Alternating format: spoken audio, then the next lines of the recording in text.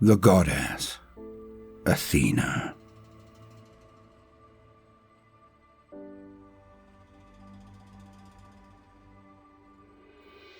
An elderly woman wakes with the morning sun, but lies in her cline, the bed that she has rested in all throughout the night.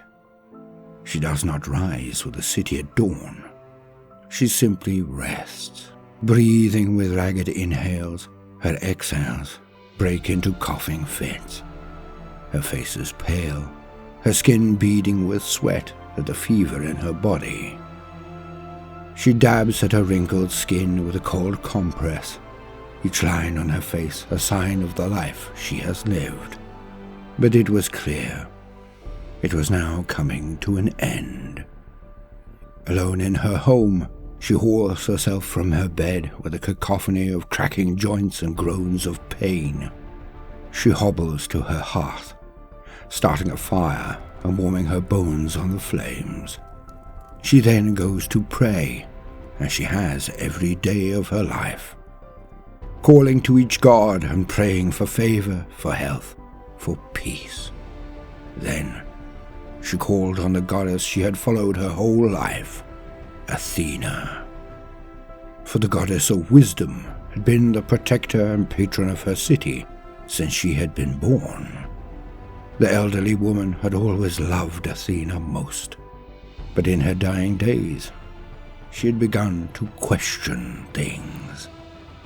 The nature of the goddess she had followed her whole life, the one she had prayed to at every bad moment.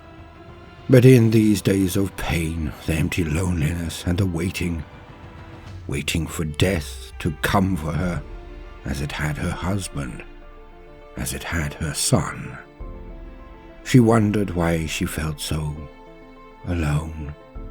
Had her goddess ever been there for her? Truly, she had begun to doubt. The city of Athens was quieter than expected, but after days of celebration in the June heat, everyone needed some time to rest. For the great festival of Athena, the Panathenaea, had just concluded, and so all were recovering from the excitement. For once, the city was calm. No longer were the people drinking and laughing in the streets. They were laid about in drunken stupors and remaining there to avoid the hangover. The elderly woman prepared for her journey, and it took most of the afternoon. By the time she left her home at the start of her short pilgrimage, the sun was already setting. The streets were dotted with a few of the familiar faces, and they greeted her as they passed her. For she was slow, holding a sling of precious items on her arm, trudging the road up to the Acropolis, toward the temple. Pylia, the elderly woman, arrived at the top of the steps of the temple with a huff. The sun now long set. Stars filled the night skies above her. She stopped to take in the view and catch her rasping breath. Coughing overtook her body, and she grasped at her sling, scrambling for a cloth. She held it to her lips and heaved. When she caught her breath, she stepped towards the altar for believers. Only priestesses were given the honor of entering into the temple dedicated to Athena and Nike, but from the altar in front, Pylia could see between the columns to the grand silhouetted statues. As a patron of Athens, there were huge statues to the goddess of wisdom built in her honor. In the cooling night, elderly Pylia felt something in her spirit, a call, a burning fire, a courage she had never felt before. She looked around, but there was no one in sight. The temple was empty entirely, almost eerily. Pylia seized her moment and marched inside. Her eyes roamed everywhere, at the great tapestries, every wall and nook, for this place had been forbidden, and she'd always wondered. She gawked at the sacrificial offerings, and then came to a stop, as her eyes fell upon the largest statue. She shuffled over to the immense altar before it, The statue was vast, regal, cosmic, depicting a woman with a helm balanced atop the head, held high. With bright eyes, she held a large round shield and spear, placed firmly to the ground on her left. Near it, a sacred snake of stone. Pythia admired the scales in the stonework. Then she saw the base of the statue. It was delicately carved with animals, scenes, and images. Pylia pressed her withered hand to the symbols, recognizing some snakes and gorgons from the tails. She smiled and looked back to the statue. Athena, in her robes, stood proud, and in her other hand she held a small goddess with wings. Nike, the goddess of victory, stood in the palm of Athena's hand. But Pylia could not recall which victory it was for.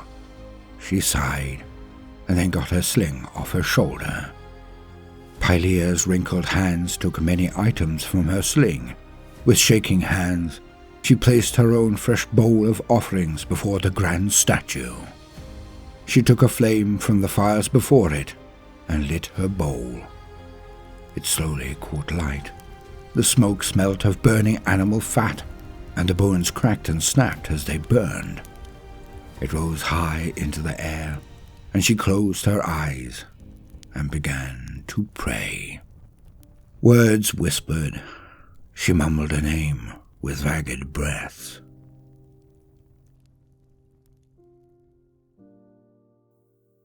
Athena.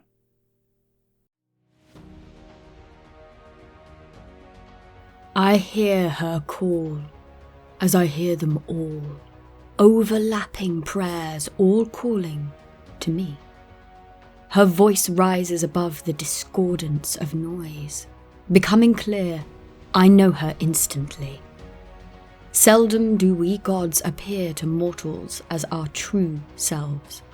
We come disguised most often. It is simpler to see the truth of a man when they think nothing of you. But there are times where the best face to wear is your own.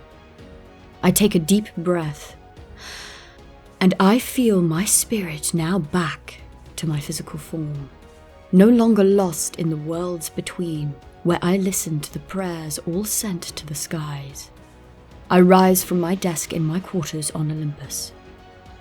I take up my helm and place it on my head. My armor and aegis shine in the firelight. Collections of books line the walls. The tables are strewn with maps and numerous tools. A war map with carved stone sigils in various positions haunts the edges of my vision. I leave it all behind and walk to the balcony. There I transform with sparks of bright silver light into a large owl with grey eyes. I fly through the skies swiftly, noting the air currents and jet streams. Southeasterly, I soar above the clouds until my city shines on the horizon. I dip down and glide, observing the many houses and structures, streets lined with decorations, empty vessels, and piles of emetic outpours left behind. I follow the roads from above and spy the columns of my temple. I dip down and weave through the columns until I'm face to face with the statue of myself. I flap my wings until I can perch myself atop the stone head of Nike. There, I watch Pylia and hear her prayers in person. Her eyes remain closed, her head held low, her idle hands pick at the hem of her peplos.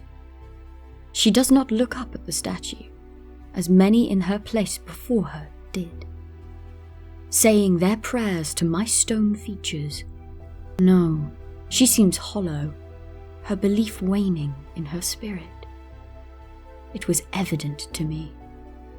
She prays for reassurance, a sign, for hope. An answer to prove her faith had been worth something, that her many years of devotion had not gone to waste. Her mind was deteriorating, as was her body. It would not be long. She ends her prayer and looks up at the statue once more, locking in on my wide, owl-eyed gaze. I drop down from the statue, and in that fall, with a bright flash of silver light, I transform again, taking my true form, with my godly soul, my true power, shielded from her to protect her mortal sight. She gasps and steps back in shock and awe. Dropping her sack to the floor, she falls to her knees before me. Her eyes flicker over my shining armor, my spear and shield, and my helm upon my head. The sparks of light shimmer and fall onto the stone floor. Pylia breaks out into a coughing fit, falling onto her hands. She pushes herself up and struggles to grab at her handkerchief. Once found, she raises it to her lips. As she draws it away, a flutter of fabric reveals a splatter. It is stained with blood.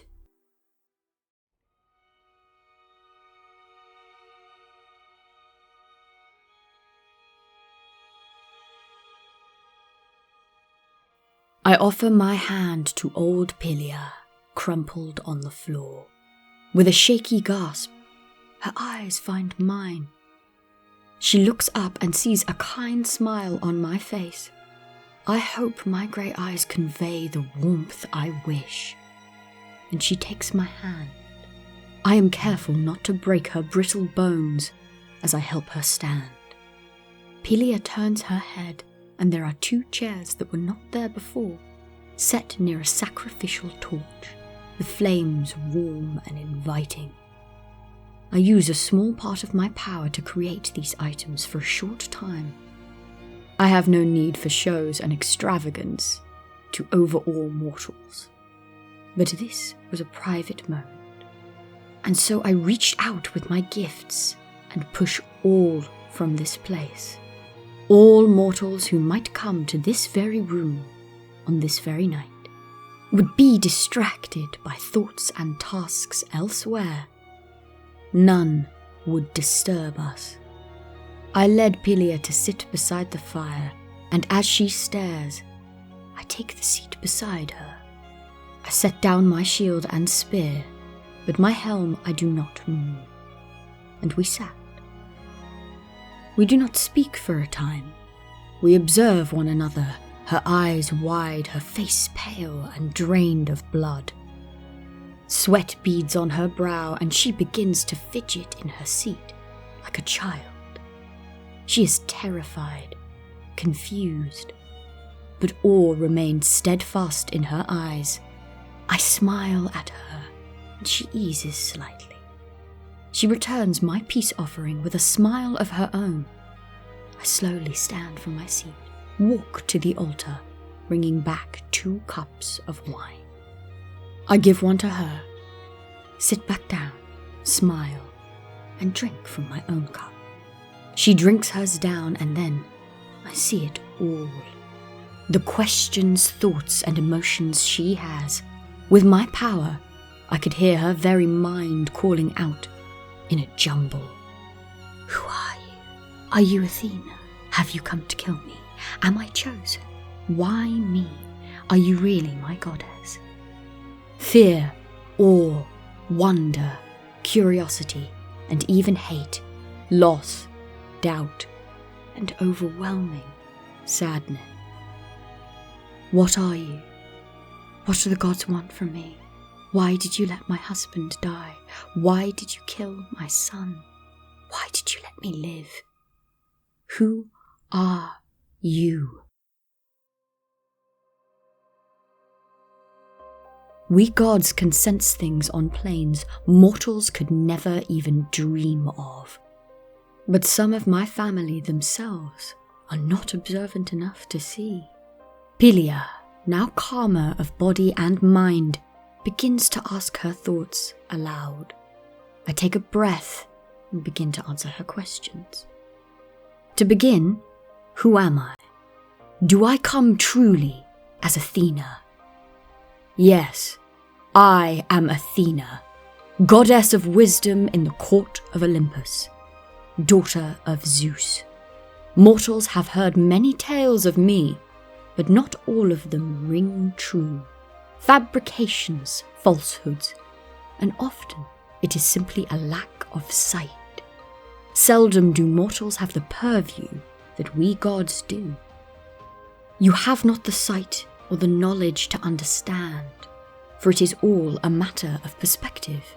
Pawns do not know the battle plans, nor can they see all the pieces in play. Without the sight to see, you cannot ever truly know. With the confusing voices of thousands, all crying out different stories, but all from their sight stuck on earth. I do not have the time nor the will to correct them. What would be the point? But Pylia, you asked. You want to know why? Why you? Why now? I will come to that. But for now, I will answer a much harder question. For you wished to know the true nature of your goddess, your patron, the protector of your city. Let me tell you who I am. To understand me truly, we must go back to my beginning, my conception and birth into the world. You know that I be the daughter of Zeus alone, cracked from his very skull, fully formed. In legend and myth it is so, but my first memory is darkness.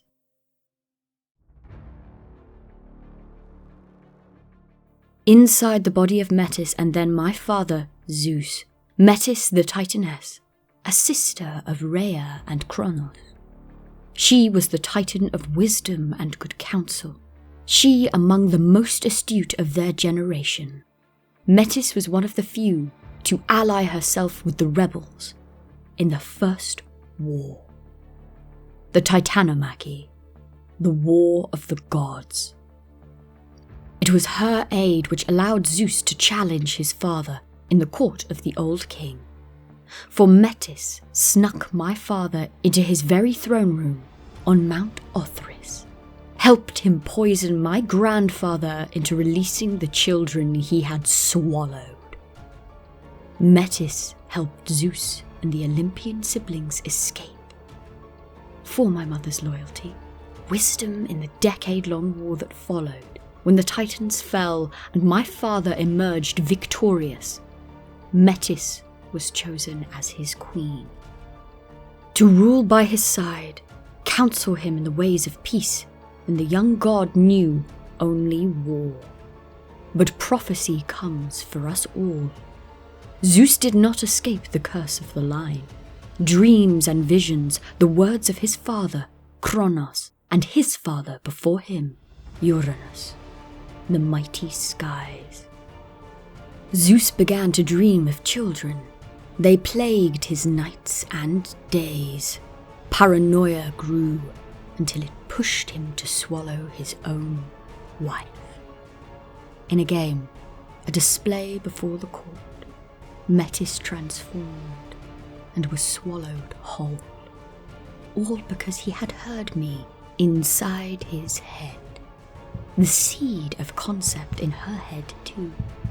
Barely in existence, just thought, an idea, and a heartbeat. Thumping in his head.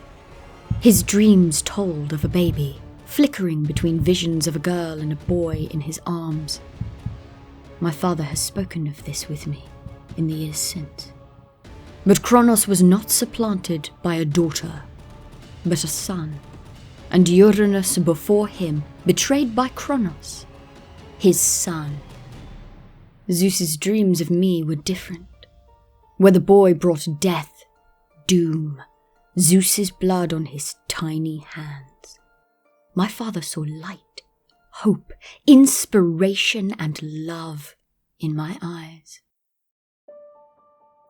He swallowed my mother whole, and in the vast ocean that is Zeus, she was caught, like a fly in honey, drowning in golden light. But my mother did not lie still, as Zeus's soul began to absorb hers. No, she got to work. Metis took her essence and began to mould and reforge it. As I grew in the body of Metis, the mind of Zeus consumed me too, but I began to grow in earnest. No longer a concept, but thought made flesh. Intellectual worlds, the merging minds of two gods, made manifest in me. Metis hammered the pieces of her soul, made physical, hammering and hammering, moulding and shaping, thumping inside the being of Zeus. She took the parts of her godly power and over weeks, carefully, created a helm, a spear, and armour, a breastplate to protect me, her final gifts to me. I remember her warmth, but no face, no physical body or soul, no physical body or voice at all. In my being, I am part of her spirit, the very essence of her soul. She gifted me knowledge, wisdom, no memory, but all the lessons she took from her memories. Like the muscled reflexes of an aged and trusty fighter, his body having repeated motions for years, but translated unto the mind. She gifted me the muscle memory, the divine gifts of the Titan, goddess of wisdom. I was now to fill that hole she had left, the balance of the universe. I was to be the wisdom of the new generation. From her, I have wisdom beyond my years, beyond the millennia of many. But the flesh of which I am made is of Zeus himself. For Metis was absorbed into him, and so she is inside us both. Zeus Metiata, the wise counselor, for she fused into his being as he remains alive, leaving him a greater ruler.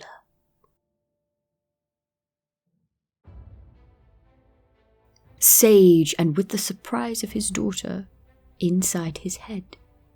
Zeus's body grew me, and it was I, in my armour, that hammered at his skull when Metis was gone. Weeks of choosing the worst places to strike, to free myself of the bodily prison, until a bright light in a crack appeared. And I plunged my hands into this crack, and heaved it apart. Fully armed and ready, I emerged from his skull and struck the floor of the palace with my spear. Zeus is my mother and father both in flesh. I, Athena, his firstborn child, am one of the most powerful of his children. Fate decreed I would be as strong as my father. My brother was the one who would have surpassed his strength, but Zeus cleverly never let the chance of a second child occur. What can outgrow you that never had the chance to grow at all? At times, he seems to forget the prophecy called that his daughter would match him in strength. I was made, as many gods are, to fill a role the universe requires, an absence that my mother had left. I am filled with pride to provide it, happy to share in the knowledge and skills I possess. Wisdom is just one part of the puzzle that is Athena. Pylia sits and takes it all in.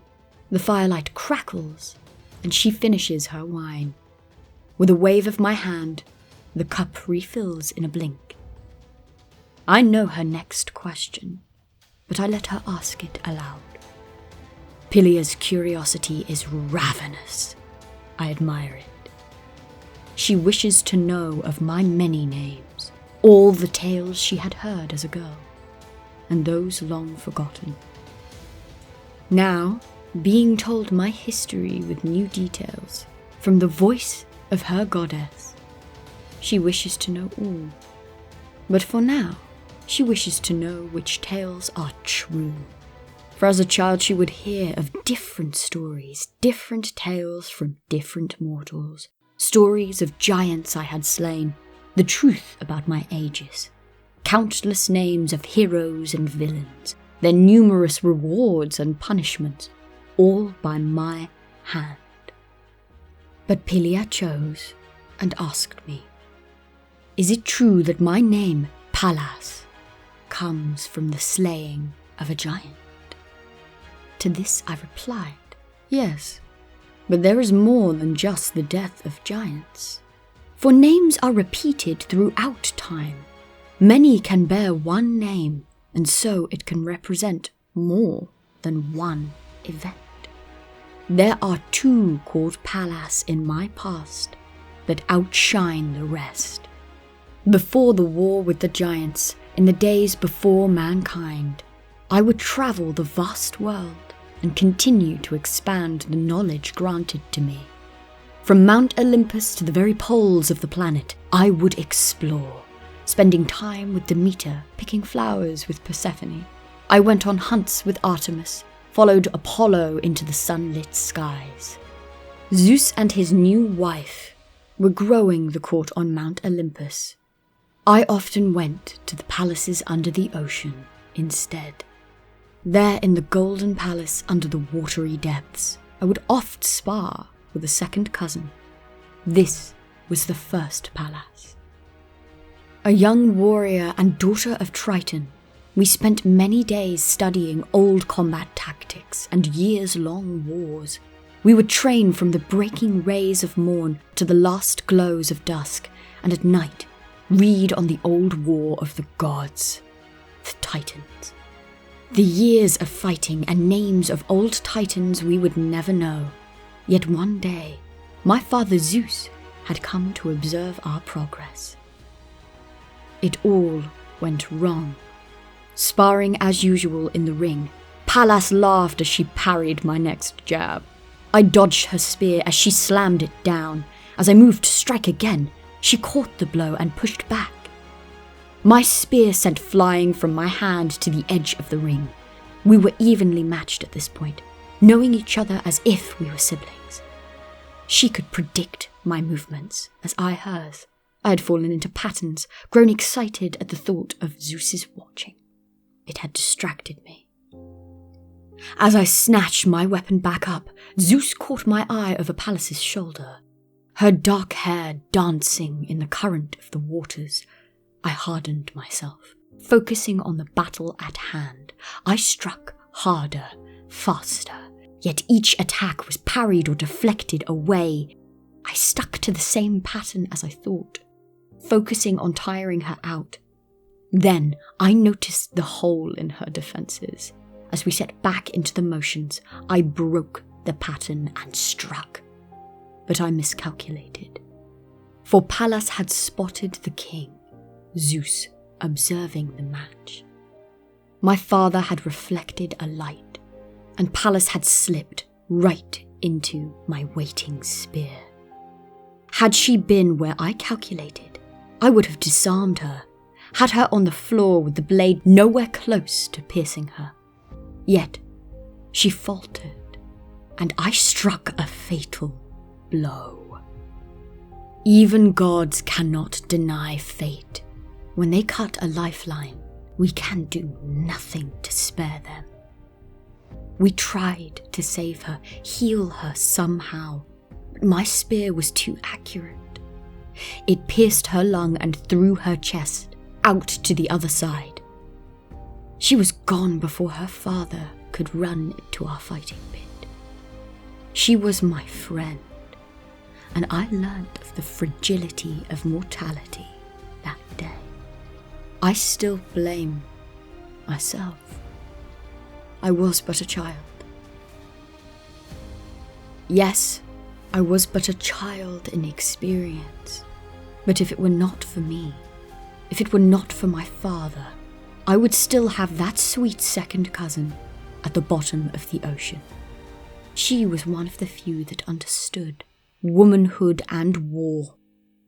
This is part of the reason I have the name Pallas Athena. Most remember the heroic slaying of foes on the battlefield, but it too honors a dear friend.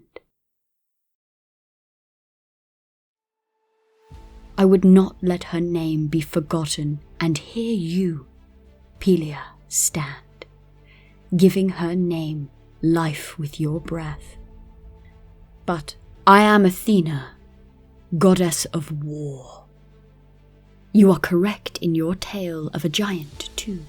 I never fought in the Titanomachy, yet I have all the knowledge from it, the memories of my mother like old history books in my head, whispering the different outcomes of each chosen action.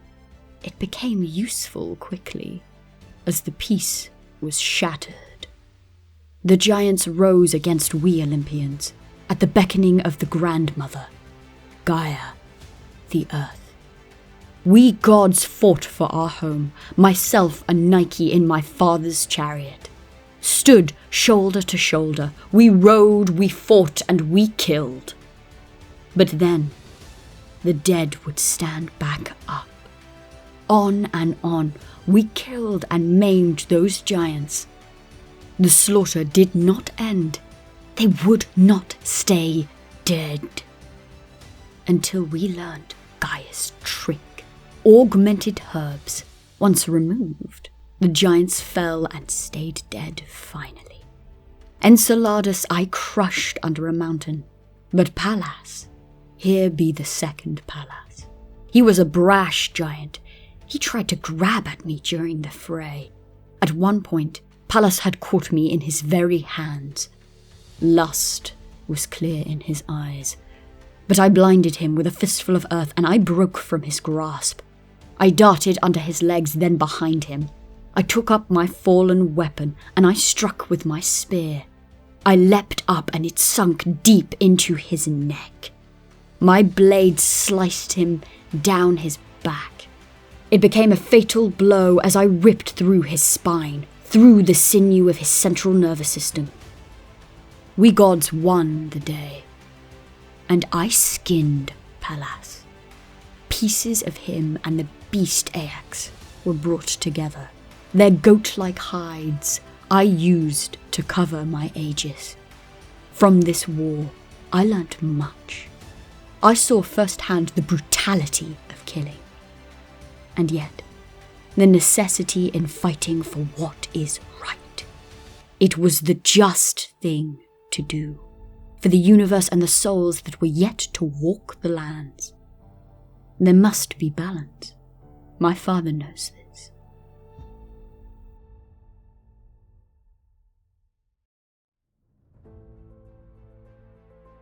Pylia looked to the shield with intrigue, studying the shining metals and delicate craftsmanship. It had changed in the ages since the Gigantomachy. Having seen ages more war, it had been damaged and reforged so many times, it was a wonder there was still any original pieces of it at all. But it shone like new, thanks to the gifts of Hephaestus. Pylia hesitantly reached down with her hand.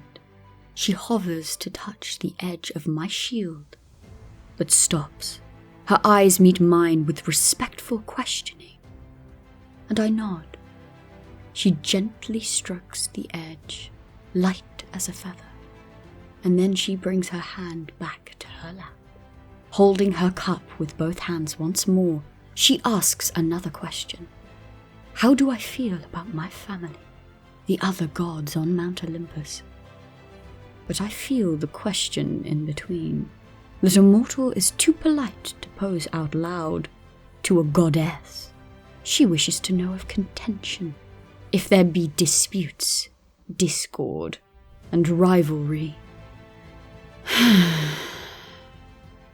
I realize what the mortals might assume, that Ares and I are at odds, as two war gods in one court. But it is not so. we share an aspect, but at the same time, we are opposites. We are contrasting and different in every way. Just as love comes in many forms, so too does war. I being the embodiment of the plans, the grand scale, the larger picture, years-long strategy in an ever-battling war, a protector and shield, in defense and never irrational violence. I use the weapons given to me to fight for justice and ensure peace comes. Yet he, Ares, is anything but rational. Brutal and base, his spirit and will are a roaring flame out of control. He strikes for the pleasure of it, for the blood. He relishes in the filth of war, the mud and mess. He seldom thinks before he acts, and often cannot strategize to save his own skin. The dull brute, Ares, blunders through the world and dirties his hands with his bloodlust. As Athena Promachos, she who fights in front, I see him in every awful detail. I do not lust for blood. I do not relish the fight as he does. War requires sacrifice. To win, one may have to lose a battle or two, but all lives lost must be for the right reason. The defense of our people, the honor of battle, fighting for the very gods you believe in. Ares is brash, but he is also a necessity. He has a part to play. He arms the troops at my command with the spirit, the will of stronger, braver men. He keeps the morale high through the horrors they have seen. He is the raw force of war made manifest. Ares and I must work in tandem at times to achieve victory. We may duel over methods, fighting styles, and overzealousness. Even Zeus himself has admitted to his disappointment. But that is not my tale to tell. My half-brother and I may clash, but he is not my true enemy at court. As for Ares' mother, our queen, the wife of Zeus, is no great ally of mine, oft found with another, Aphrodite, goddess of love. She thinks herself above us all. Ares is infatuated with her. Like mother, like son. They both fall for her charms, and I see them clear in their vanity. Aphrodite is often at odds with me. She leads the mockery the court throws my way. Glaucopis, she and Hero whisper behind my back and laugh when I think they cannot hear. It means grey-eyed, dull and unattractive. A shallow jab would hurt a shallower god. She is always harping on about her beauty, her delicacy, her feminine charms that could control any man or woman, divine or beast. They call me mannish and brutish in comparison, the beast to her beauty. They say that I am undesirable, unwanted. But why would I want to be desired? Why would I want to be wanted? I am as desired as any goddess. They lie. But these matters do not affect me. War is not a pretty business, and it affects the world more than love.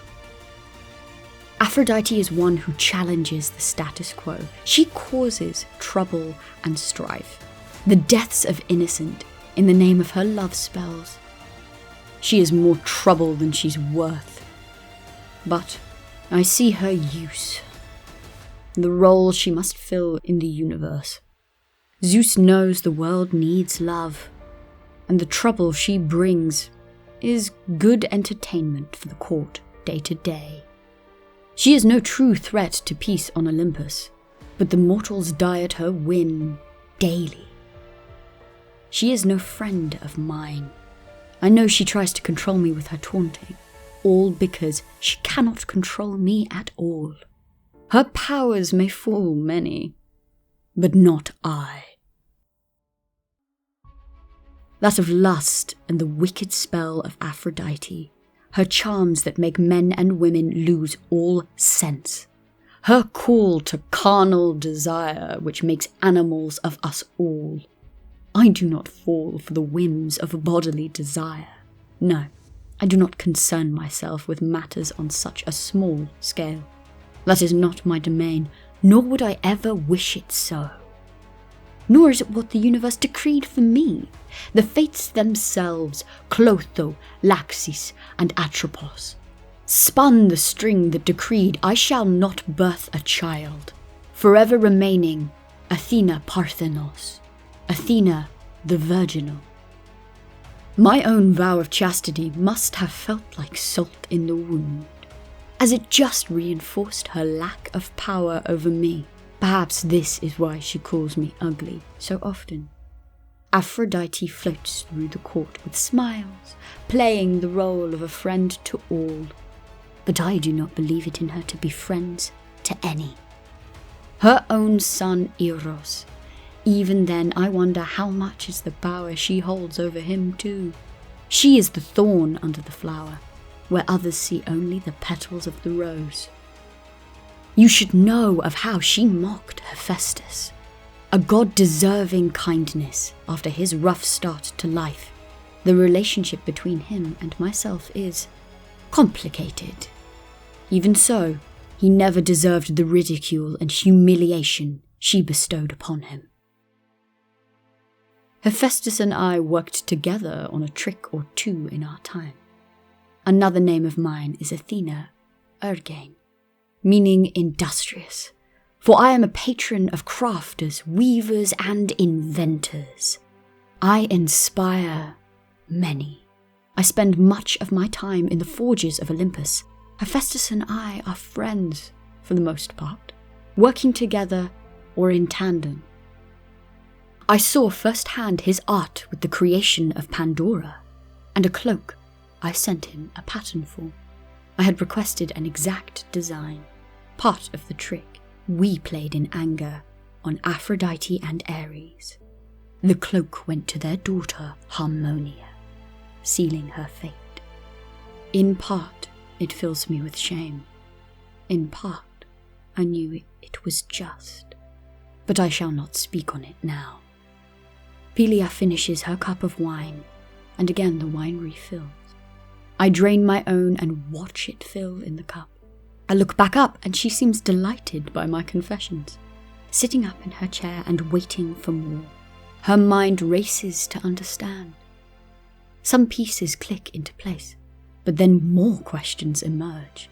From her wrinkled lips, she asks another. If your greatest foil is not Ares, then who? Aphrodite? Hera? Who is your enemy at court? No. My uncle, the god of the seas, Poseidon. Ares and he are alike in many ways, stubborn, arrogant, and entitled. They both believe themselves to be the one to follow Zeus's reign. His own vanity and ego will be his downfall. Pompous and prideful, the arrogant king of the seas is an annoyance to court. He is seldom invited and stays longer than he is welcome. Zeus values my counsel above his, which angers him further, although he might wish so. He cannot oust me. He cannot be rid of me, for I am too vital. My insight is necessary. This causes him to lash out. If he cannot at court, he does so wherever he can, for I am a greater asset than him, and it kills him. Just like the challenge over Athens, the city we both vied for. Gods and goddesses claim different places of personal patronage. We all desire praise from the worthiest and most impressive of mortals. 'Twas obvious when I set my sights on the mighty city in Attica, Poseidon would not let it go without a fight. His greed knows no bounds. Clearly he was still hurt that the city of Trojan would worship us both, a trident on one side of their coins, my face on the other. He held a grudge as he felt the sting of disrespect. He clung to it. I am sure this spurred his need for the city in Attica to be entirely his own. A battle of sorts was fought, not one of arms, but one of mind. Zeus had said the mortals would decide. The gift with the most value would win the loyalty of the people. We both went down to the city, to the very top of the lands. We landed, and the mortals gathered. There we announced our wish to give patronage to their fair city. For this we would each give a gift, to prove our own admiration of them. Whomever provides the best would be their patron. Naming the city after themselves, Poseidon smirked and puffed out his chest. He struck the earth with his golden trident, and it cracked open with resounding echoes of rockfall. Then rumbling and vibrations came from the earth below. Waters rushed, and we heard their approach until they burst from the hole. Out poured bright water that caught the sunlight. A geyser sprung in the middle of the stone. The mortals gathered and cheered at the sight. Some rushed to bathe themselves in the stream. Poseidon smiled and raised his trident high before winking at me. But I turned my back and continued my work. In my hands, I created a seed. I dug at the earth and planted it there. I interlaced my fingers with the earth, and I called to Gaia and to Demeter of agriculture. I asked their help to speed my seed into a mighty tree, to show my gift to its full extent. With my power and their approval and praise, the tree grew wildly. It burst from the ground and in seconds stopped as a looming force, as if 100 years had passed in a flash. Shade covered the applauding crowds, and fruit blossomed in the branches. It swayed in the wind, but none rushed to it, as they had the spring. What was a tree to waters of life? The mortals continued to cheer for Poseidon, fetching jugs and vessels to store the waters he had provided. Poseidon basked in the praise and cocked his head to me. A sneering grin on his face, he bragged of the city now named Poseidonis. But then the cheering stopped as the mortals began to drink. And then they spat out the water with disgust. The cheers turned to silence. Coughs and splutters were all that were left. Poseidon was a fool, for he had made a spring of salt water.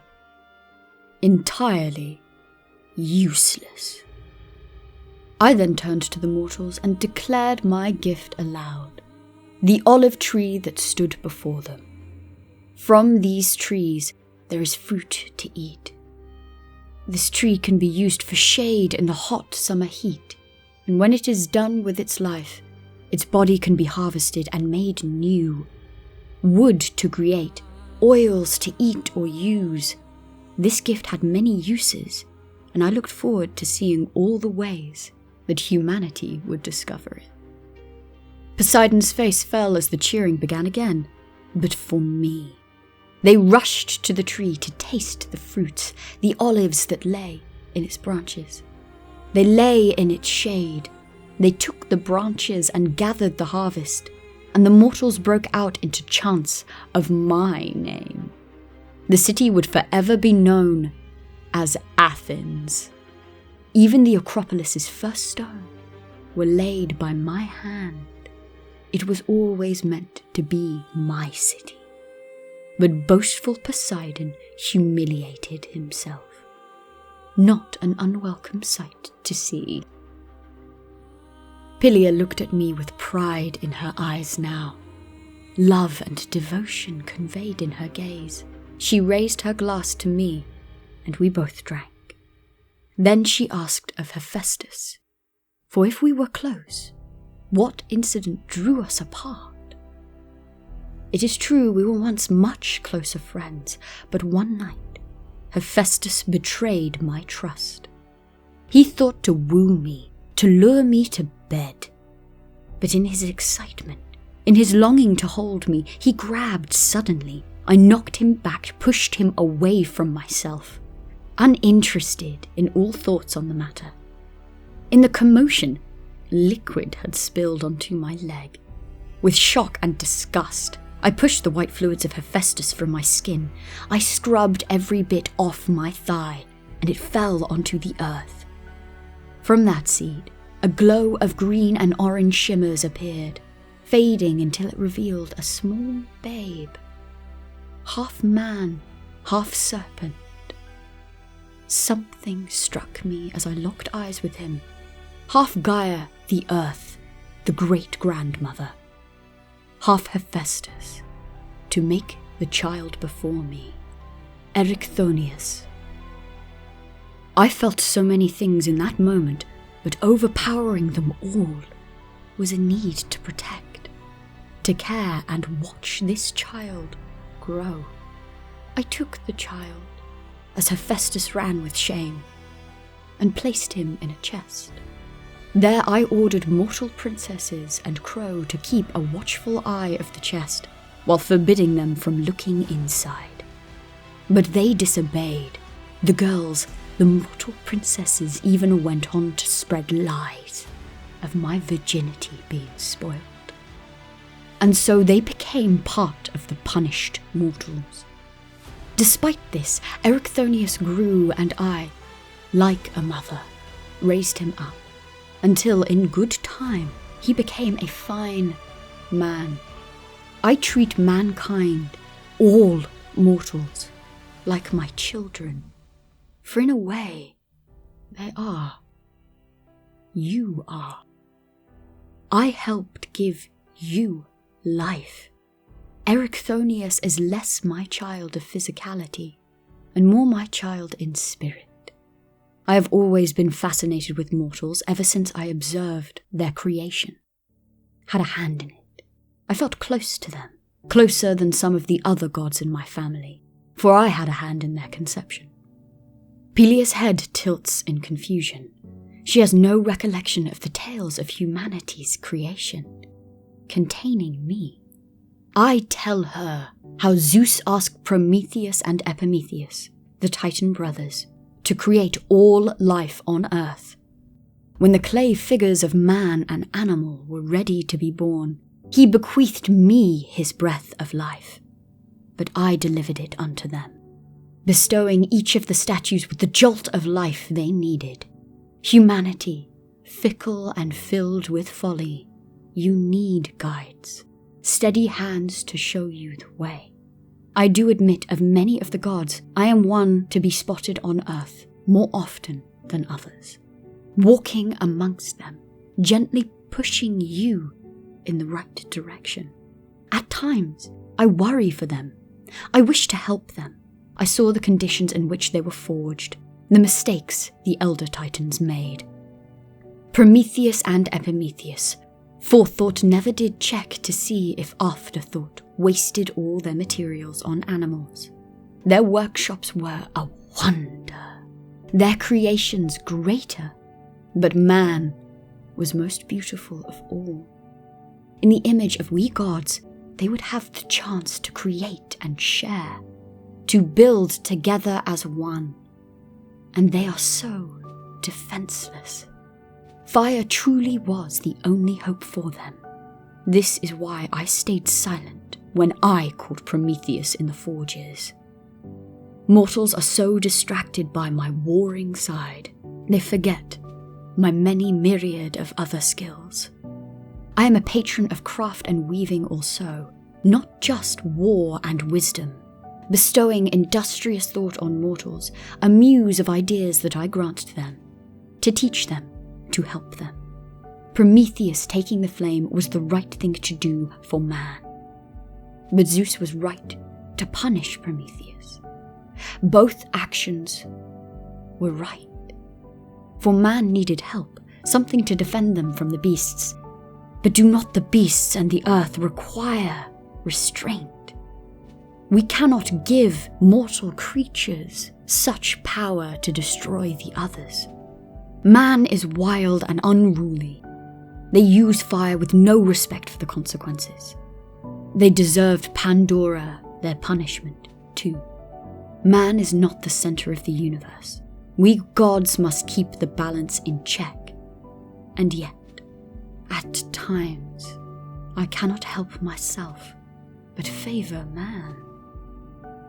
Pylia pipes up suddenly from her seat. The wine makes her bold, confident. Forgetful of who she has sat before, she asks if I remember them.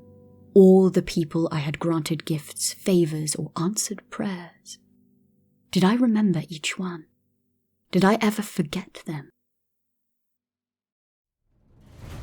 No, I do not forget. I am a goddess, and I remember each face and name. Heroes have come before and will come in time. Argus, Atys, Asclepius, Bellerophon, Cadmus, the Coronids, Daedalus, Diomedes, Epius, Eurynome, Jason, Pandarus, Perdiccas, Perseus, Peleus, Theseus, Odysseus, and Telemachus. Each of these mortals I gave favor, gifts, knowledge, and my aid. Some are granted extraordinary gifts. Some are given help to pass impossible tasks. Some earned their favor by proving their worth. Each impressed me, so I granted them my support, my power. I even aided my half-brother Heracles. But that is for another time, another place, another's voice. But there are also the mortals I have to punish. We gods must act as stern parents and school the mortals when they fall out of line. Hubris enough to believe themselves above the gods is against the natural order. We cannot let man, even individual, become too brash. I am a goddess. It is part of our role to keep humanity in line. Punishments and curses we hand out to mortals are meant to teach lessons to all. They act as deterrents in the times to come. I do not usually regret my actions, but I am not infallible. We gods, too, feel the emotions that man does, only far more powerfully. We can make decisions in rash bursts of volatile emotion. Yes, I am strategy. I am restrained. Seldom do I act in haste or rash outbursts. But it can overcome us all. We are not perfect. If we were, would you not be perfect also? For you are a reflection of us. But I digress. Pylia has understanding in her eyes, but fear, too. As if in our talk she had forgotten all the power I hold, and the lives of those punished by my hand. Names filter through her mind then. Tiresias, Agraulius, Olean Ajax, Og, Crow, Iodama, Ilius, Ismene, Kerops, and his 3 daughters, Akralos, Herse, Pandaros, the Locrian people, Arachne, Medusa, Meropis, Alcino, and Teuthys. All questions of why, how, what did they do? Did they deserve all that I gave them? The curses and punishments that destroyed countless lives. They did, for she did not see the consequence of leaving them unpunished, of the lives that would go on to destroy hundreds or thousands, making the same mistakes those mortals did. Pylia looks up at me with concern, and I sigh. I take off my helm and place it on the floor with a gentle tap. The metal rings through the temple hall. I look at her plain with my face uncovered. You will not like to hear this, but this is the best outcome for each of these events. Mistakes are made, and sometimes they cannot be undone. Gods are both guides and models, reflecting reality as representations of different pieces of the universe. Yet, mistakes are still made. What of Tiresias? A mistake. Bathing in rivers, the mortal came upon me. As I relaxed, washing in the waters, my physical form was not fully containing my godly gifts. Tiresias wandered through a bush and was struck blind. Eyes burned out as they beheld power beyond their comprehension. But I gifted the mortal with new sight, prophecy and vision of the future. I favour Tiresias, and I regret my mistake. Medusa, tall tales told by mortal mouths. She was a Gorgon from birth, but there is more to this tale. What of Arachne? The weaver of great talent, so much so she boasted her skills to be above that of my own. I appeared before her, shocked at her bold declaration spoken like fact. The young girl tried her best not to show her fear, but I saw it, and yet she did not back down. She still challenged me. We sat at looms opposite one another the next day, working hard at weaving fine tapestries. Mortals said I was jealous, that when I looked upon her perfect piece, an envy grew. They say I snapped to transform her, to show her the power of the god she almost beat in this challenge. It is true, her work was near perfect, but it was not her work that shocked me. For the tapestry depicted the gods, my family, disguised as beasts, bedding mortals. Swans and bulls, horses and snakes, she had made sacrilege. Sacrilege. Sacrilege. Disrespect not just to the gods, but Zeus, my father, our king. I tore it to shreds as my being overflowed with rage, taunting the girl until she hanged herself. Fate decreed she would not die. I transformed her into the 8-legged insect, forever weaving webs. Arachne became a spider, not out of jealousy, but because she broke the rules. Pylia seemed more afraid of me, but she did not dare interrupt. You see, it may seem harsh, but this is our role. Mortals need us, for who would inspire you without us? And yet we do make mistakes. Oftentimes I wonder if what I did to Arachne was right. But fate decreed it so, and it is out of my hands. What is done cannot be undone. We sat in silence, the mortal and myself. I could feel her question, but I wished to lighten the heavy atmosphere. I chose to delay the inevitable, and told her the story of the flute. It was Hera and Aphrodite, always with their smiles and whispers. They poked and tried to taunt me, constantly. One day I went alone to a grove, and there I fashioned my own flute. The first of its kind with 2 pieces. It mimicked the sounds of snakes. And there I practiced, trying to create something of intangible and undeniable beauty. For I am known to create and craft, but music, beauty. After all the whispers of the court, I wanted to show my father's wife and the love witch what I was capable of. As if they could never call me ugly again if I could just make something beautiful. But I am no musician. Try as I might, I could not work the flute to make a decent tune. In my anger, I tossed the frustrating instrument, cursing it as it fell. Let no one pick this pipe up and make the beauty that I cannot. But in the end, it did not matter. The child of a nymph, Marsyas, found it. With no idea of the curse on the object, he took it home and learnt to play. In time, he made the sweet music I had hoped to. Marsyas went on to compete with the god of music, my half-brother, Apollo, with my double flute. A strange moment in my life, but I say this to prepare you for the competition that began a war.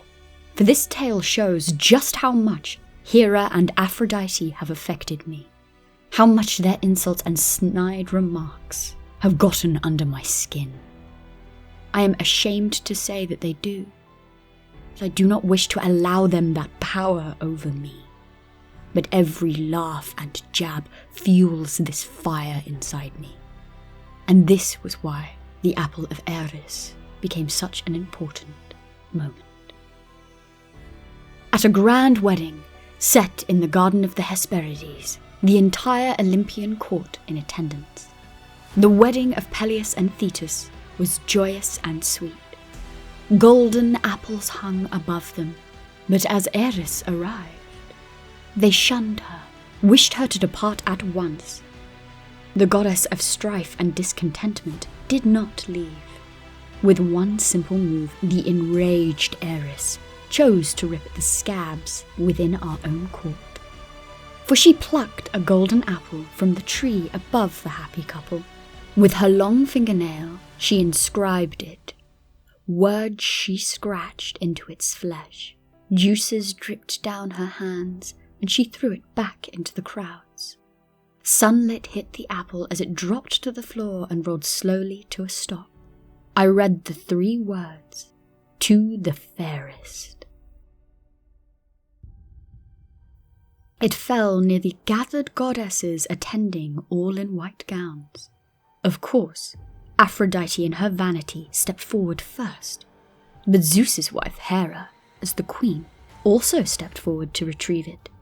As they both looked at each other, frozen, I seized the apple on the floor. Both turned to look at me and laughed.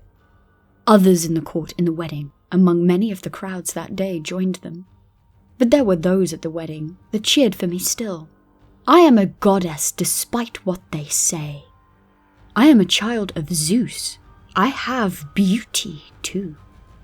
Then, the goddess of love wiped away the tears of joy from the corner of her eyes, sighed, and held out her hand.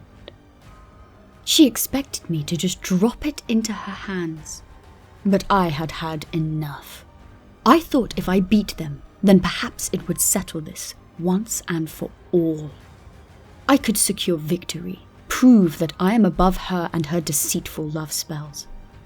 But Hera stepped forward first, proclaiming herself to be the fairest. Yet still I did not move to hand it over. Aphrodite opened her mouth to argue, but the queen cut her off, her shrill tone calling my father's name. Of course, she would call the king to heel, but as the wedding and all the court turned to face the king, he paled when met with our angry eyes. The tension in the air only grew. It felt like sparks of electricity, ready to light the place aflame. I watched the king's eyes dart between the 3 of us, his wife and lover, the queen, the goddess of love and beauty, with Ares wrapped around her finger, and myself, his trusted advisor in peace and war, and his eldest daughter. He called to Hermes, unable to choose between the 3 of us, ignoring the rifts between us once more. Zeus wished to be left out of the war between us women. Little did he know of the war that would come to mortals because of this choice. But Hermes appeared at his side, and Zeus decreed to all a mortal man would be the judge of our little contest. Paris on Mount Ida would be arbiter to settle the debate without strife. But strife began it, and she would thrive long after it had been resolved. None of us knew then, as we goddesses followed Hermes to the mortal, and we each lay out our argument. Hera with her own entourage of charities and graces at her sides. She looked regal and started her proclamation to convince Paris. Zeus's wife offered him dominion, the chance to rule, and the wealth to accompany it. All of Asia was her offer, all his to command and govern. She offered kingship to lead, but also the responsibility that goes with it. As a warrior, Paris wanted honor, fame, power perhaps. The wealth did have him wavering. But responsibility? I could see it in his stance, straight and polite before us. but uninterested. His smile wide, but his eyes wandered to my armour, unbothered by Hera's offer. She doesn't understand how people can be different to herself. She offers what she would want. Power. Then I stepped forward. Demos, terror, and Phobos, fear, stood in dark armour just behind. I said my piece to Paris. I did not offer leadership, nor jewels or flattery, but I would grant him far greater knowledge, battle strategy, and fighting prowess above his peers, skills to match any warrior that lived on Earth, the histories of man to find the repetitions and reap the rewards. I offered him the tools to win in battle and build his own fortune. I offered him the skills of any warrior. I offered him, above all, wisdom. The foolish mortal looked uninterested still. He nodded to me with respect, and then he moved on, into the arms of Aphrodite and her Erodes. Her children accompanied her, surrounding him like a pack. She declared that she offered him a bride, for Paris to love and be loved, be married and happy. But she said it in her seductive tone. Like thick honey, she poured her words into his ears, insinuating his lust would be quenched, for she offered Helen. Her beauty was known throughout our world. Cities spoke of her face and the beauty that inspired songs. We did not know of the ships that would launch. That was worlds away yet. Mortal men are so easily swayed by base desire. Paris chose wrong. He gave the apple to the pretty viper, Aphrodite. But a silver lining to the whole affair is knowing the goddess of beauty bribed him. Her beauty was not enough to sway his heart. Only the offer of Helen had him scrambling to give his apple to her. If he had chosen wisely, he could have had all three. If he had the wisdom and skill I would have granted, he could have used it to conquer Asia himself, winning the leadership and wealth on his own merit. With that power, perhaps he could woo the most beautiful woman in the world. This is why Paris chose wrong. He did not value wisdom nearly enough. Beauty outshines brains, perhaps, but it is easy to see which is most valuable. In times of war, a pretty face cannot help. And this is how the Great War began. The War of Troy. Pylia looks pale now. Her eyes are distant and hollow somehow, but also wide in shock. I look away as she sighs. She begins to tell me, "My husband went to fight, but he did not return. And when my son, who was young when it started, said he dreamt of joining his father, of finding him, ending the war and bringing him home in glory, he was not yet a man when he went to fight. So I begged him not to go. I prayed to you for them. And I know it is my time to join them. But I wish to know, were you ever listening? Were you ever truly there for me? As I believed. 'Tis only now I begin to doubt." Her breaths are slow and becoming shallower. The rattle is growing worse, and I hear her heart racing, thudding like a drum. Slowly it beats weaker and weaker. I look into her eyes. I stand and walk to her side. I take her hand in mine. Her muscles ease and relax as I use my powers to block her sense of pain. All aches and sharp pangs that came with every breath, now removed. Pylia let out a final sigh, and her heart stopped. I helped the glowing shade of Pylia stand. Rising from her body that was still sat in the chair beside the fire, She looks to me confused for a moment, but relieved.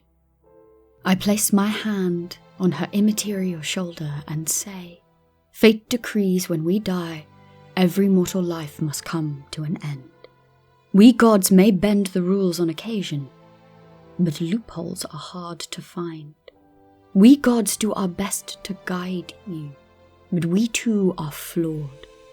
Your husband, your son, fate decreed their lives long ago, but now we go to them. There you will meet again in fields of flowers. I have been there since your birth, and now I will take the last journey with you. You were never alone, for I have watched you at every step. I have heard your prayers to me, and I have appeared to you, in spirit sometimes, in your very heart, in symbols and animals at others, and finally, I appeared to you now with my true face." Pylia looks to me imploringly. I can hear her thoughts. She has not the obelisk to pay the ferryman. She believes she will reside on the banks of the Styx, wandering for all eternity. "You have no need of the obelisk. I have sent Hermes away. There will be no need for him to escort you. For today, I shall pay Charon with an obelisk of gold, and I shall personally walk with you to Hades, into the underworld itself, and give my case for your life. You ask, was I there with you? I say, yes. But Pylia, you were always with me. When your husband went to war, your faith in me did not diminish. When your son was taken, you did not curse my name. When you were left alone for all of these years, each day you have kept constant. Each day you have sung my praises, doing so with my own holy words. So I shall stand with thee as you have stood by me. And when we face the Lord of the underworld, I shall tell him of the many deeds you have done. For not only the warrior is to be lauded, not only the leader provides an example. Your faith has been like a light that has shone on all you have ever met. Through your kind heart has my city become a greater, better place than it would be without you. Come, Pylia, let us go, and I will tell you of your life through my eyes. All I have seen. We have much to discuss. As you have admired me, I too have admired you. The passing of her husband and son we would now discuss. All the details of the war of Troy. But that is a tale for another time.